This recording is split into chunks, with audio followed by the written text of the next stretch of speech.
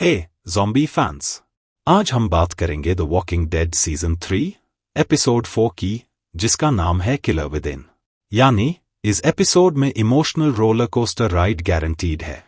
It's a mix of tension, surprises and a lot of heart touching moments. चलो detail में जाके explore करते हैं सीन बाय सीन, और कुछ जोक्स भी मारते हैं क्योंकि ह्यूमर जरूरी है even in a zombie apocalypse. Episode की शुरुआत होती है एक बड़ी हाई क्रीपी सीन से।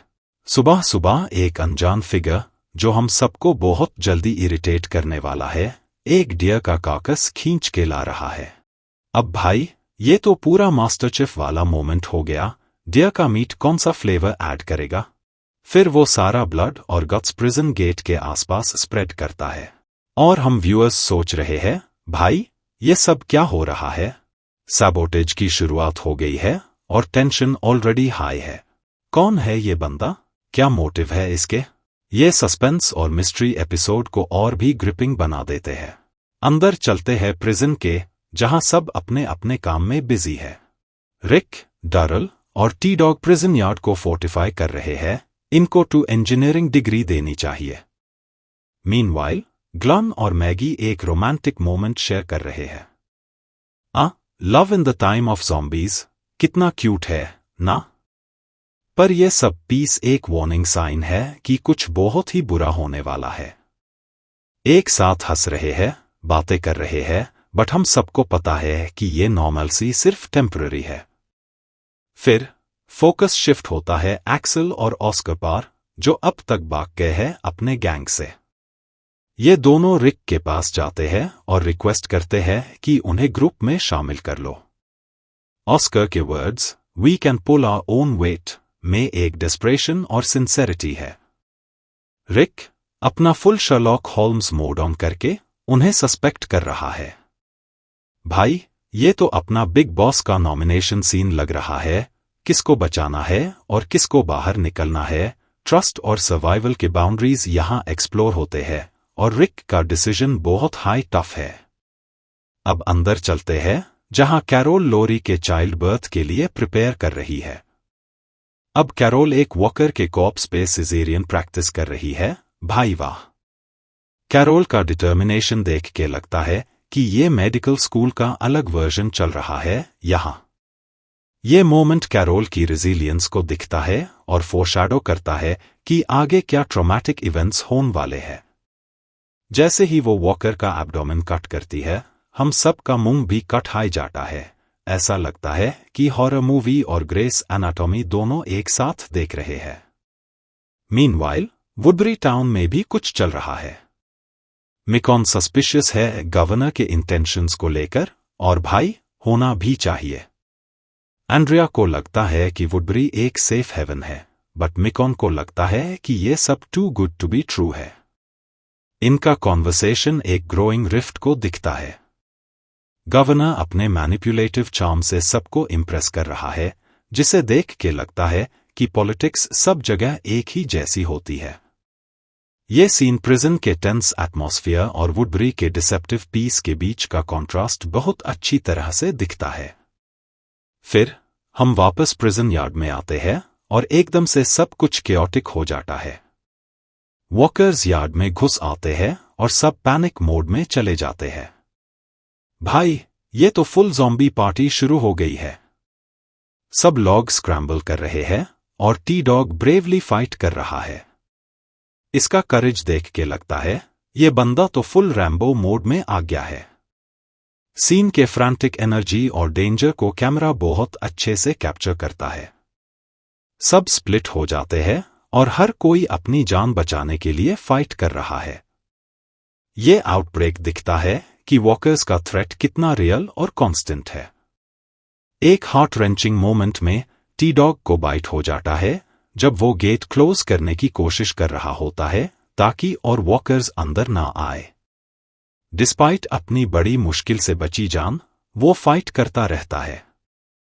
टी डॉग का सैक्रिफाइस दिखता है, उसका सेल्फलेसनेस और ब्रेवरी। यार, ये तो असली हीरो है। उसका डिसीजन आगे बढ़ने का, डिस्पाइट द बाइट, एक बहुत बड़ा टेस्टामेंट है उसकी कैरेक्टर का। जैसे ही वो और कैरोल कॉर्नर्ड होते हैं, वो अपनी लाइफ सैक्रिफाइस कर देता है कैरोल को बचाने के लिए। ये मोमेंट दिखता है कि सर्वाइवल का कॉस्ट कितना ज्यादा है और लॉयल्टी कितनी स्ट्रांग है इस ग्रुप में। प्रिजन के अंदर और भी ड्रामा अनफोल्ड होता है जब लोरी लेबर में चली जाती है। वॉकर्स करीब है और कोई मेडिकल सप्लाईज भी नहीं है, पूरे का प्योर ड्रामा। मैगी और कार्ल लोरी को एक सेक्लूडेड एरिया में ले जाते हैं, होपिंग की डिलीवरी सेफ हो जाए। केओटिक सिचुएशन में ग्लन और एक्सल मिलके वॉकर्स को फेंड ऑफ करते हैं और प्रिजन को सिक्योर करते हैं। एक्सल अपनी वर्थ दिखता है ग्लन की हेल्प करके। अच्छा, अब ये अपना काम दिखाने लगा है।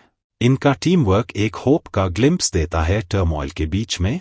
दिखता है कि even in the darkest times there can be moments of solidarity और म्यूचुअल सपोर्ट।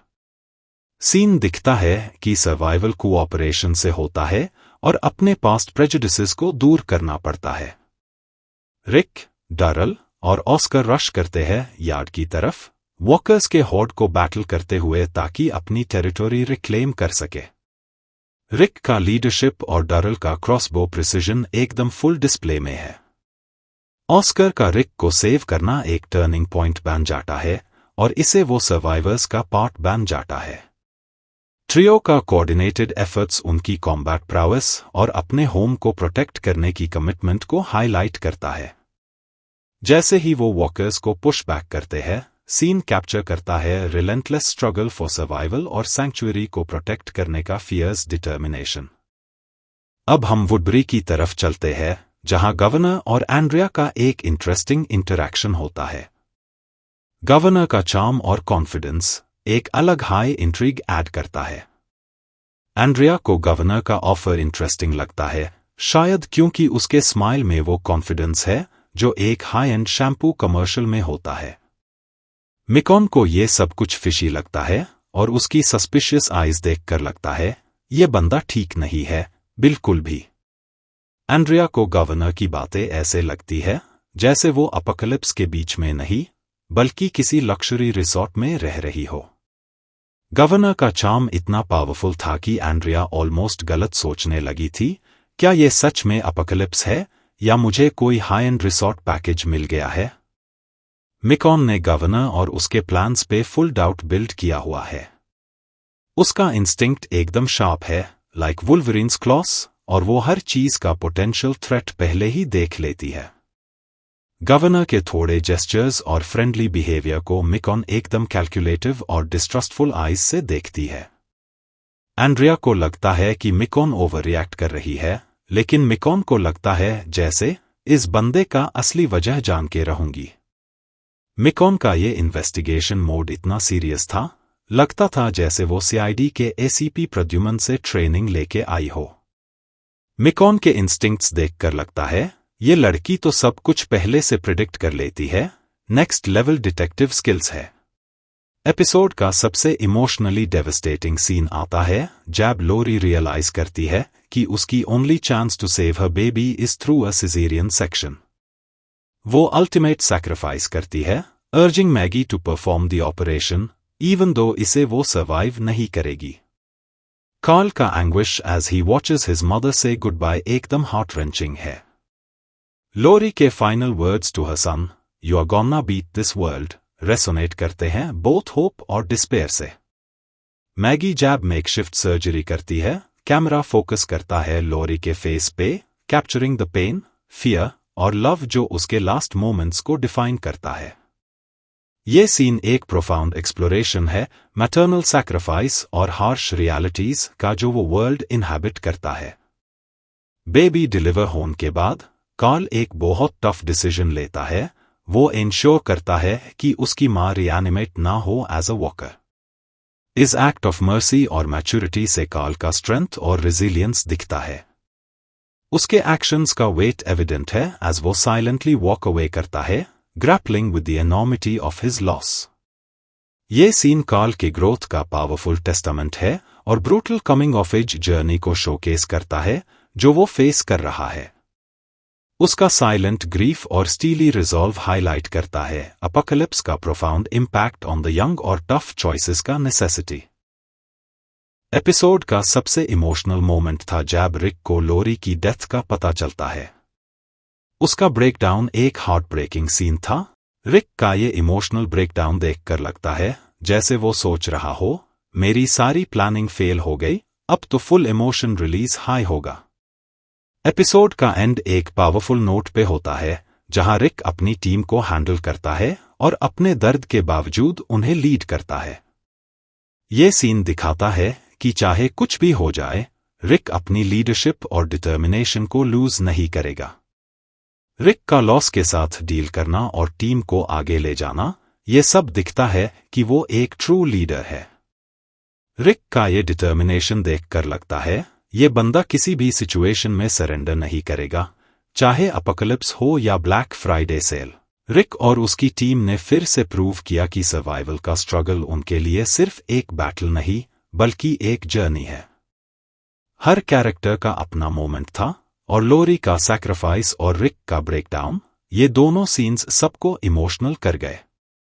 अगर आपको ये ब्रेकडाउन पसंद आया हो तो लाइक करें, कमेंट करें और सब्सक्राइब करना ना भूलें।